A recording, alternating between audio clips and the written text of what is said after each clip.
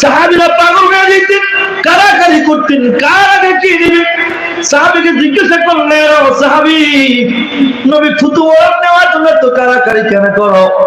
তোমরা জানো না, শামাইল তিরমিজি হাদিস নম্বর 14, আল্লাহ রাসূল বলেন, ইজা তাকাল্লামা রুয়াকান নূর ইয়াখরুজু মিন বাইনা সানাআ। নবী যখন মিষ্টি হাসি হাসতেন, দুই দাঁতের মধ্যে কোণে নূর বের হয়ে যেত। আল্লাহু আকবার, নূর বের হয়ে যেত। সাহাবারা বললেন, ও এলাকার যুবকরা শুনো, আমার নবী যখন থুতু মুবারক ফালায়, ওই থুতু তোমরা দেখো থুতু মুবারক, আর আমরা দেখি নূরের ঝলক মারতে যায়। শুধু নূরের ঝলকই যদি মারতেছে না, ওই থুতু মুবারকে করে মেশকা আমার ঘ্রাণ আসতো। জোরে বলে আল্লাহু আকবার। আবু হুরায়রা রাদিয়াল্লাহু আনহু, ও নবীর পাগলেরা শুনো,